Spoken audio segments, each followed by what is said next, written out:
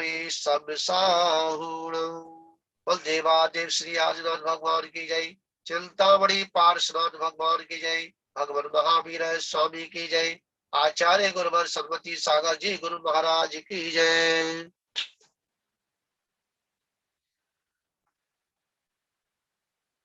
यहाँ जो स्वाध्याय जो चल रही है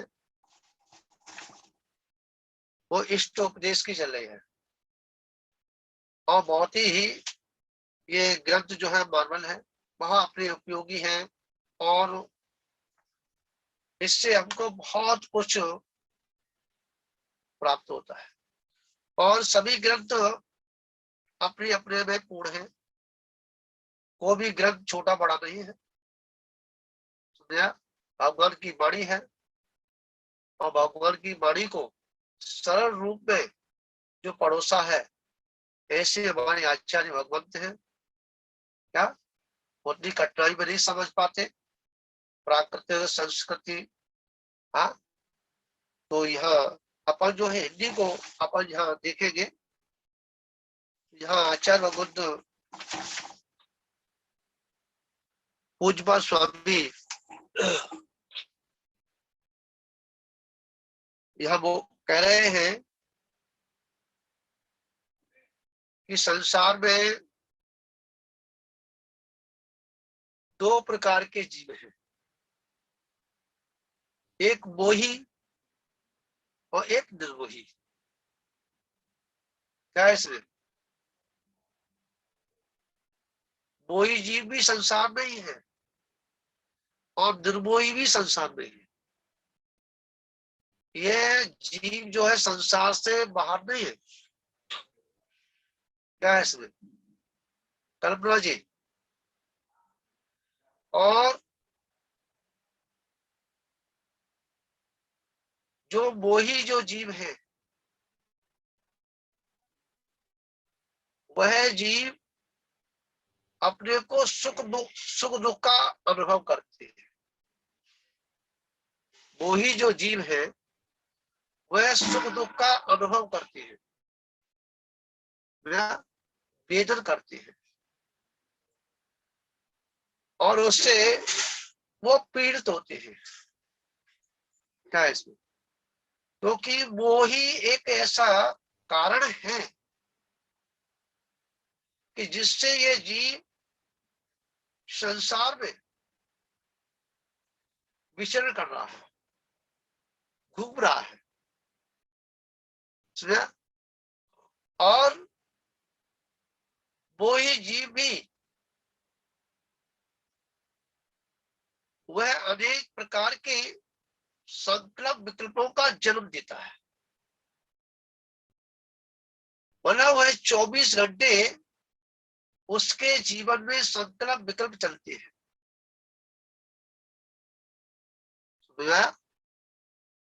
और वह संकल्प विकल्पों के द्वारा वह संसार की जो साधनाएं हैं, जो जंजीर है, उससे वो बंधता रहता है और वह बंध करके वह अपना जीवन दुखी में बनाता है। और जो निर्मोही जो जीव होते हैं, समझ में आया? वे भी वही कार्य कर रहे हैं जो वही करते हैं। समझ में आया? परंतु उनके वो विकल्प भी उनके उठते हैं,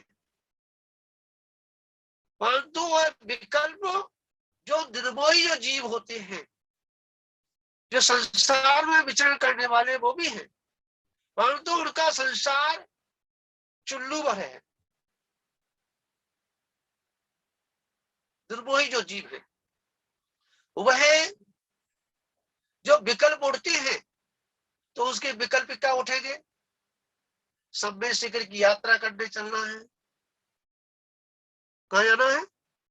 मंदिर जाना है, अभिषेक करना है, अभिषेक देखना है, पूजा करना है, दान देना है, आहार दान देना है, आहार दान देखना है, समझा? उसको विकल्प है ना कल्पना जी। और ये विकल्प जो है आत्म कल्याण के लिए है।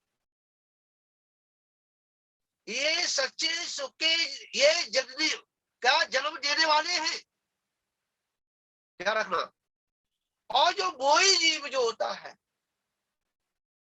ठीक है, वही गोरख धंधे में लगा रहता है ना। वह रात और दिन क्या काले को सफेद, सफेद को काला करता रहता है।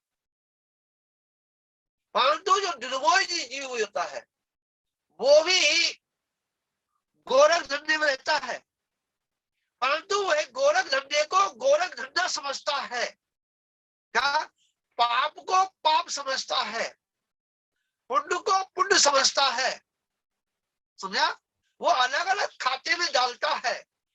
जब समाज में बैठता है, जब चिंतन करता है, तो सुबह से लेकर शाम तक की जो गलतियां हुई हैं, मैंने कितनी बार मेरे बच्चे को डांटा, मैंने कितनी बार बच्चे को पीटा, मैंने कितनी बार जो है पति की जेब से क्या पैसा निकाला है, मैंने कितनी बार अपने पति के ऊपर डांटा है, पड़ोसी से कितनी लड़ाई हुई, हमने किसको कितना सामान कम दिया, कितना ज्यादा दिया, बेईमानी कितनी की, झूठ कितना बोला, चोरी कितनी की है, हमारे भाव कुशील की ओर कितने गए। ये सारी वे समय के समय पर उसका चिंतन होता है, और वह उन विकल्पों के द्वारा जो जन्म हुए थे, जो पाप का बंध हुआ था, वो शाम से हाल के हाल धो देता है। क्या इसमें आलोचना करके, प्रतिक्रमण करके, और वो क्या करता है कि वो अपने सारे कर्मों को धो देता है, और पिछले कर्म जो आए थे उनको भी साफ करता है। ये निर्मोही का कारण हुआ करता है। भैया आप भी भोजन करते हैं, त्यागी व्रती भी भोजन करते हैं, नहीं करते क्या? आप भी चलते हैं, त्यागी व्रती भी चलते हैं, आप भी आंखें निकालते हैं, त्यागी व्रती भी निकालते हैं, नहीं निकालते क्या? हा? सब कुछ करते हैं, परंतु त्यागी व्रती जो हुआ करता है उसका भाव करुणा का है, दया का है, ठीक है। उसको उस कीचड़ से निकाल करके साफ सुथरी जगह पे लाकर रखने का भाव है, किसका? त्यागवर्ती का। और जो त्यागवर्ती नहीं है वो ज्यादा फंसा हुआ है, वह क्या कि स्वयं तो कीचड़ में जा रहा है और जो दूसरा भी है उसको भी खींच करके पीछे लेके आ रहा है। अब आप निर्णय कर लेना कि हम कौन सी कैटेगरी के जीव हैं। क्या है इसमें कल्पना जी, हम कौन से कैटेगरी के जीव हैं? अगर हमारा विचार पाप क्रियाओं में जा रहा है, विकल्प उठ रहे हैं, उठेंगे, उसे आप रोक नहीं सकते। अगर रोकेंगे तो इतनी तीव्रता से और आए, उनको रोकना नहीं है, परंतु उन विकल्पों को समझना है। क्या करना है? और चोट लगी है तो पीड़ा तो होगी, समझ आया? पर वो चोट लगी है, वो क्यों लगी है, किस कारण से लगी है, समझ आया? और चोट लगी है उससे बड़ी चिंतन कर ले। क्या कर ले कि हमने भी किसी को चोट पहुंचाई होगी, हाँ, मेरे द्वारा किसी जीव का पीड़ा पहुंची होगी, इसका कारण है कि मेरे भी चोट लगी है, तो तुम्हारी पीड़ा कम हो जाएगी। क्या हो जाएगी रमणा जी? क्या हो जाएगी? पीड़ा कम हो जाएगी। और आपने कहा मैंने तो ऐसा कोई पाप किया ही नहीं, मैं 24 घंटे भगवान की पूजा भजन में लगा रहता हूं, और फिर भी ये मेरे चोट लग गई, तो ध्यान रखना पीड़ा बढ़ेगी घटेगी नहीं। क्या होगा? पीड़ा बढ़ेगी घटेगी नहीं। कल एक व्यक्ति मेरे पास आया, समझा, बहुत धनी था, पैसे की कुबेर का खजाना था उसके पास, समझा। मैंने उसको देखा, वहां के बेटा पहली बार आया था, ना वो मेरे को जानता था, मैं ना उसको जानता था। थोड़ी चर्चा हुई, मैंने कहा कि भाई आपके पास प्रभु कृपा तो बहुत है कि महाराज मेरे पास बहुत कुछ है, मेरे बहुत कुछ है भैया, और तो बहुत कुछ को संभालने वाला तो नहीं तुम्हारे पास।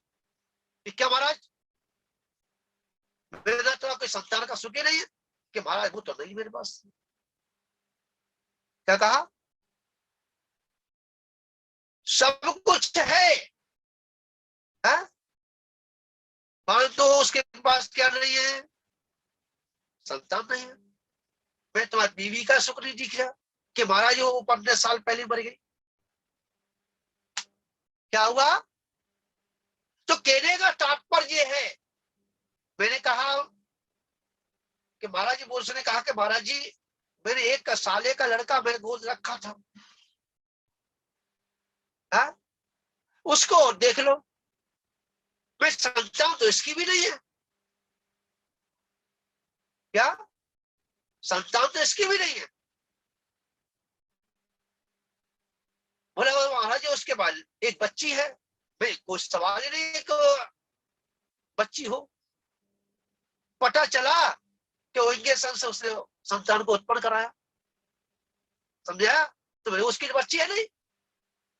तो क्या है, कहने का तात्पर्य है कि उसने कहा महाराज जी एक बच्चा हम गोद रखना चाहते हैं, मान नाती को। मैंने कहा कि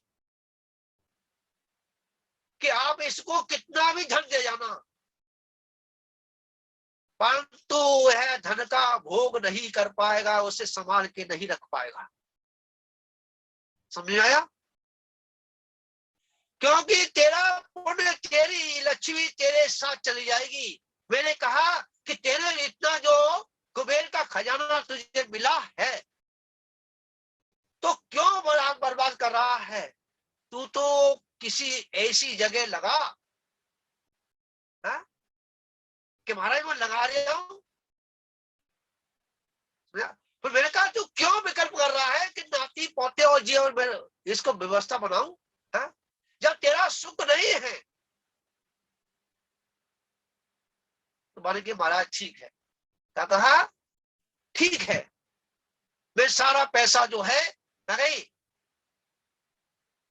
और मैं जितना, और तू पैसा खत्म कर ही नहीं सकता, क्योंकि तेरे भाग्य में लक्ष्मी का वास है, समझा, कुबेर का वास है। मैं तेरे हाथ से और तेरे चरणों में पैसा पड़ा ही है, खत्म ही नहीं हो सकता।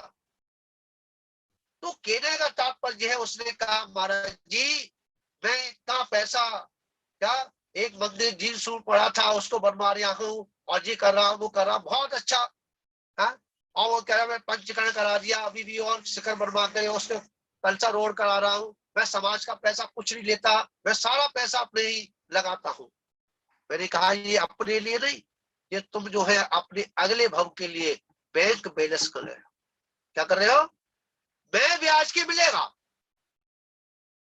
कि महाराज जी मैं, मुझे कोई मतलब नहीं है अमेरिकी के कला भान लो, कि महाराज जी मेरा त्याग है, मैं अंगूठी पहन लेना, कि महाराज मेरा त्याग है मैं जंजीर पहन लेना, मेरा त्याग है कि क्या, कि बस जो है कपड़े के अलावा किसी भी अपने शरीर पे धारण नहीं करूंगा। मैं तिलक लगा लिया करो, कि महाराज नहीं लगाऊंगा। समझ में आया? क्या लगाऊंगा? तिलक नहीं लगाऊंगा।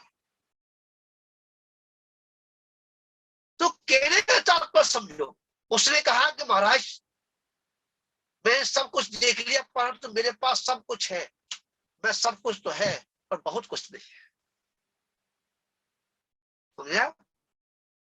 उसको संभालने वाला नहीं है। विचार करना।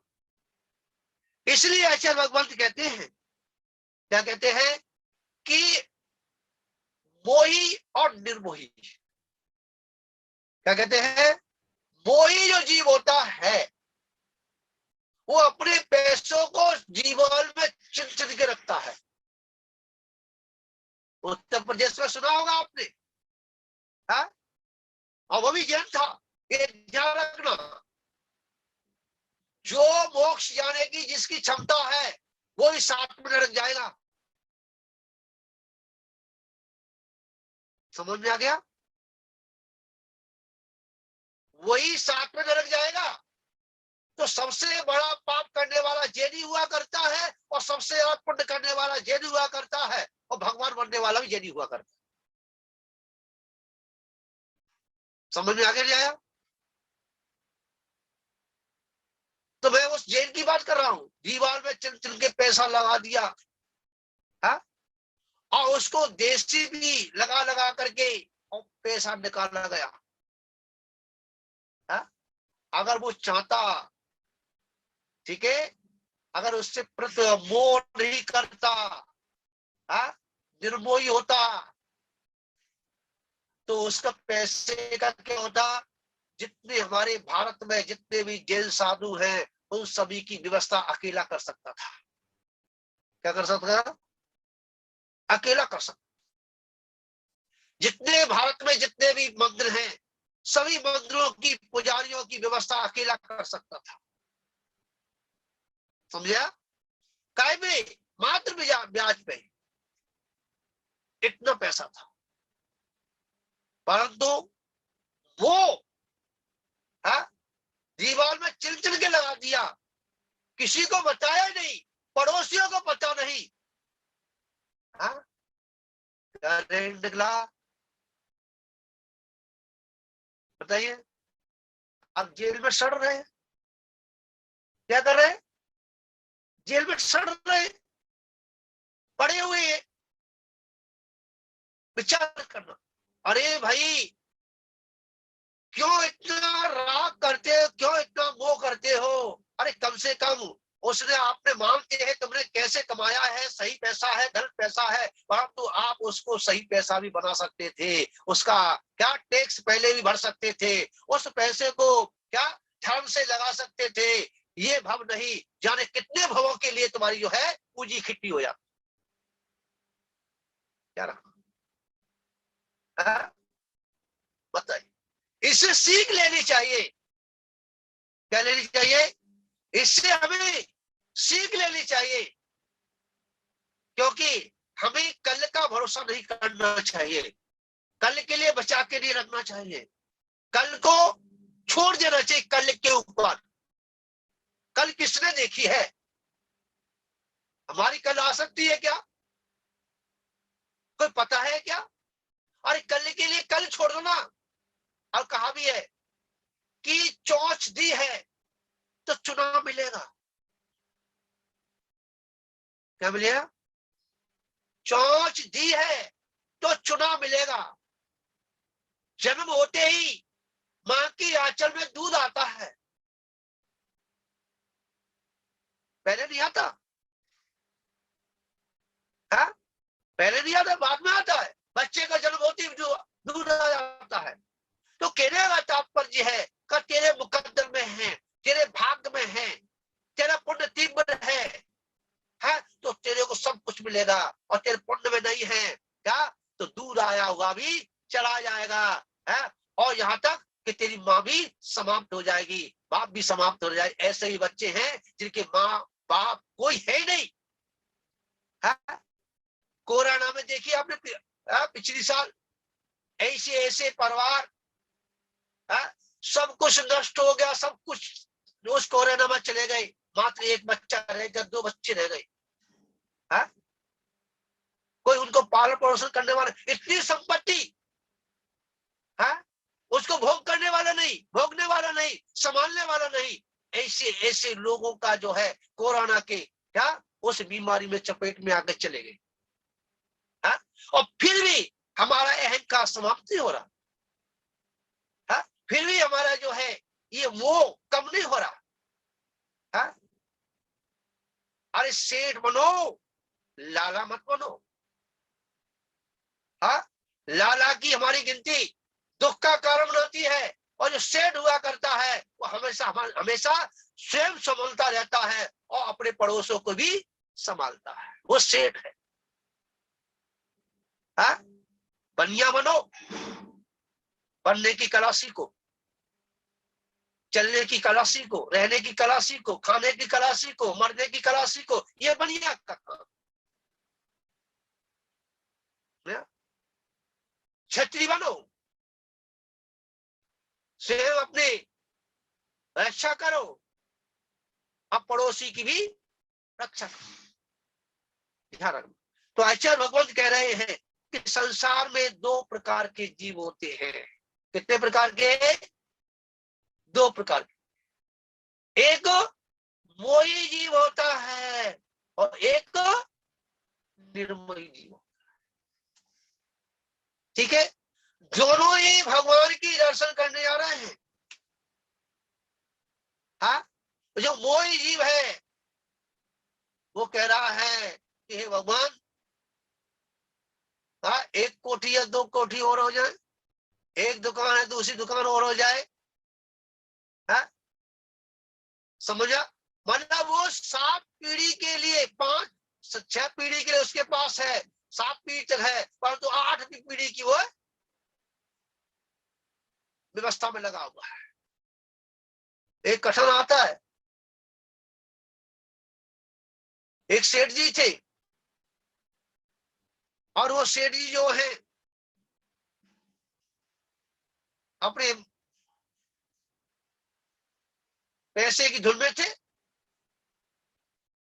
एक जो मुनिराज जो है उनकी ही नगर के पास उद्यान में आके तो जैन लोग जो है दर्शन करने के लिए जा रहे थे। सेठ जी ने कहा जा रहे भाई कि हमारे उद्यान में जो है मुनि महाराज आए, उनके दर्शन करने के लिए जा रहे कि भैया बात सुनो कि क्या है, कि उनसे हमारी एक बात पूछ के आना कि क्या, कि जो हमारे पास जो धन है वो कब तक रहेगा, कितने लोगों से भोगेंगे, कितनी पीढ़ी उसको संभाल के रखेंगे। ठीक है, उस सेठ जी की बात जो है मुनि महाराज के पास रख दी। वो अवधि ज्ञानी थे, उन्होंने कहा अरे उस सेठ के पास इतना धन है कि 7 पीढ़ी तक भी उसका धन समाप्त ना हो। समझा? ये बात आकर के सेठ जी से कह दी। सेठ जी ने सुना, अरे 7 पीढ़ी का तो व्यवस्था है, 8वीं पीढ़ी के लिए कैसी व्यवस्था बनेगी? कल्पना जी, अब 8वीं पीढ़ी के लिए कैसे काम चलेगा? चलो महाराज के पास चलते हैं, आशीर्वाद लेंगे 8वीं पीढ़ी के लिए।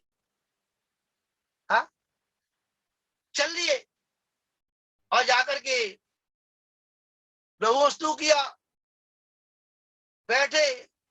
मुनि महाराज ने कहा भाई कैसे? सेठ जी कि महाराज जी आपने हमारा विकल्प पैदा कर दिया है, हमको टेंशन में डाल दिया है। जब से आपकी सूचना में मिली है, जब से हम बड़े परेशान हैं कि क्या हो गया। मैंने तो कुछ कहा नहीं भैया, तो मेरे पास कभी आए नहीं, मेरे तुम्हारी कोई परिचय नहीं कि क्या, कि महाराज जी आपने 7 पीढ़ी के लिए बता दिया, 7 पीढ़ी तक मेरे पास धन है, पर 8वीं पीढ़ी जो आएगी वो क्या खाएगी? कल्पना जी, 8वीं जो पीढ़ी आएगी वो क्या खाएगी? उसके लिए कुछ है, उसके लिए आशीर्वाद दे दो, एक फैक्ट्री डाल दो, क्या डाल दो, एक मिल डाल दो, एक व्यापार कर दो, जो 8वीं पीढ़ी के कम से व्यवस्था हो जाए। समझो। उन महाराज ने कहा, अरे काय के लिए 8वीं पीढ़ी के लिए लगा हुआ है? हा? काय के लिए लगा है? क्या नरक जाएगा क्या? क्या नाली का कीड़ा बनेगा क्या? क्या विष्ठा का कीड़ा बनेगा? कि महाराज सब कुछ मंजूर है। क्या कह दिया कल्पना जी? सब कुछ मंजूर है। हाँ कल्पना भाई, हाँ सब कुछ मंजूर है, नरक जाना मंजूर है, हाँ नाली का कीड़ा बनना मंजूर है, और जो है विष्ठा का भी कीड़ा बन जाओ, कोई बड़ी बात नहीं, उसको भी सहन कर लो। परंतु 8वीं पीढ़ी के लिए कम से कम आस्पद। क्या कह दिया? 8वीं पीढ़ी के लिए आस्पद। क्या हुआ बताइए? अरे अमीर, ये कम कर दी लाइट, लाइट कम कर दियो। हाँ बैठ जाएगा। क्या हुआ? हाँ तो वहां क्या हुआ बताइए? बोले नानी का कीड़ा बना सब कुछ बन जाऊं।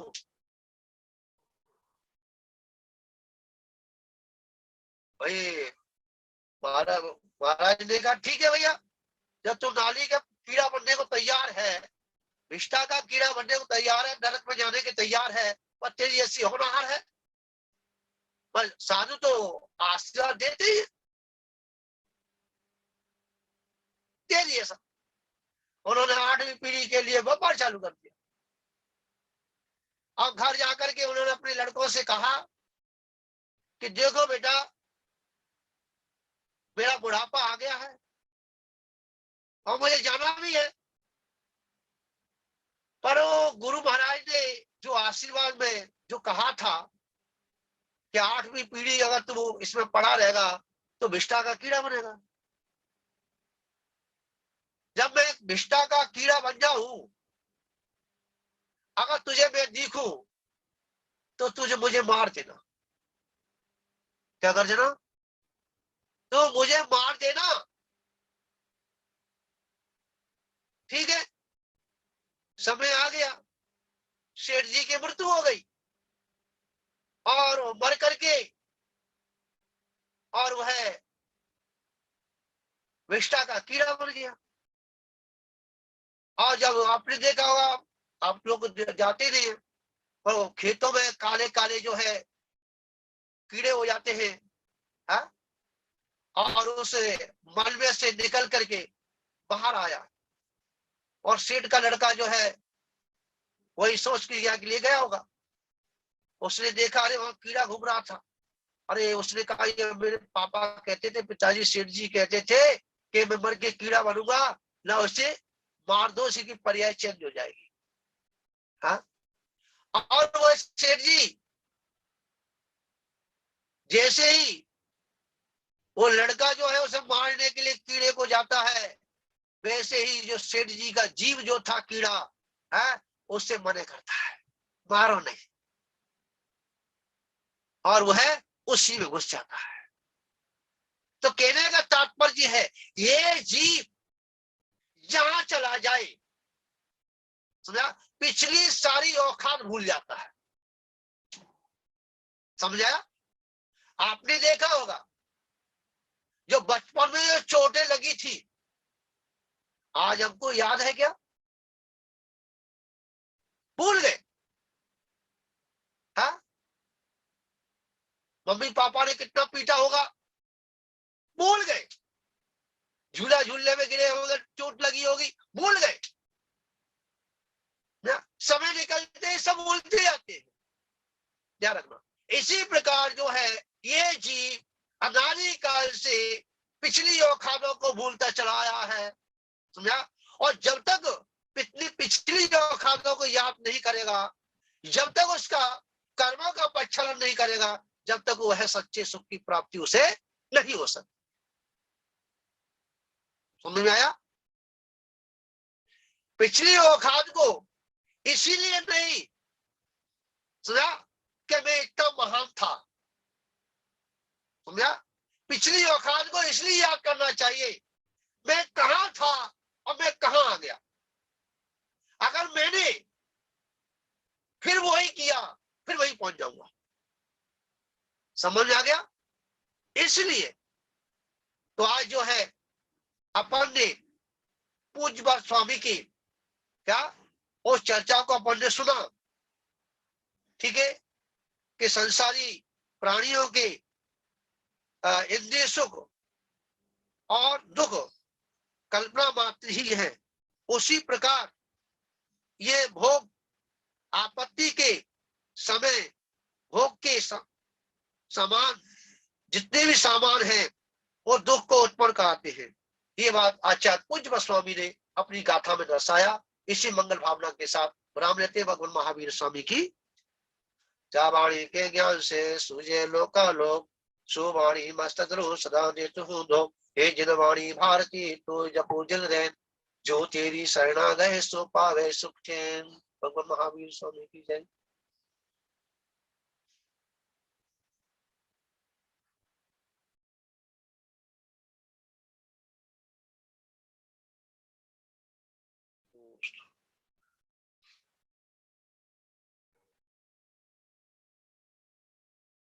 हाँ प्रवीण जी, सर्दी बहुत है। हाँ यहाँ तो कुछ दिख ही नहीं रहा है।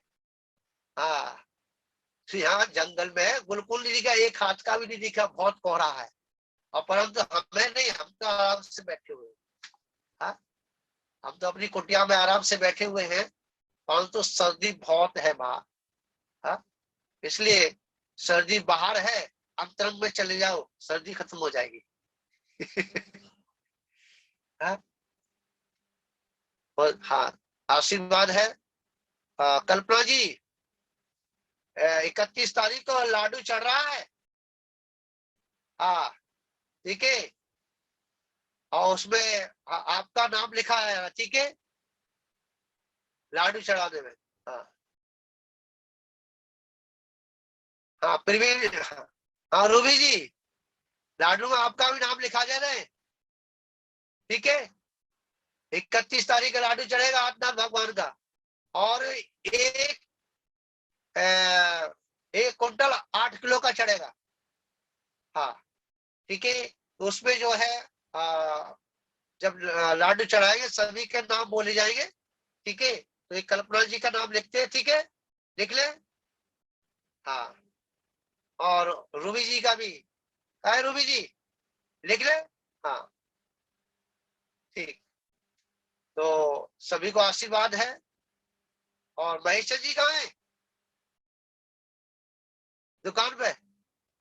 ठीक है ठीक, सर्दी पड़ रही है, ठीक है, कोई बात नहीं, सभी को आशीर्वाद है। मैं करुणा जैन शिकारपुर से इस परिवार के लिए मेरा पूरा पूरा आशीर्वाद कि आपका जीवन मंगल में हो, आनंद में हो।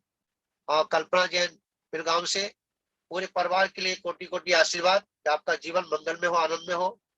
आप प्रवीण जैन, रूबी जैन दिल्ली से पूरे परिवार के लिए आशीर्वाद है कि आपका जीवन मंगल में हो, आनंद में हो। थोड़ा सर्दी से बचेंगे, ठीक है, काढ़ा अवश्य लेते रहेंगे, ठीक है, थोड़ा काढ़ा लेंगे, और गिलो का काढ़ा, तुलसी का काढ़ा, ठीक है, सौंठ का काढ़ा लेते रहेंगे, क्योंकि मौसम भी खराब है और थोड़ा जो है बारिश का भी चल रहा है, ठीक है, तो इससे बचेंगे। और आशीर्वाद है मेरा कि आपका जीवन मंगल में हो। भगवान महावीर स्वामी की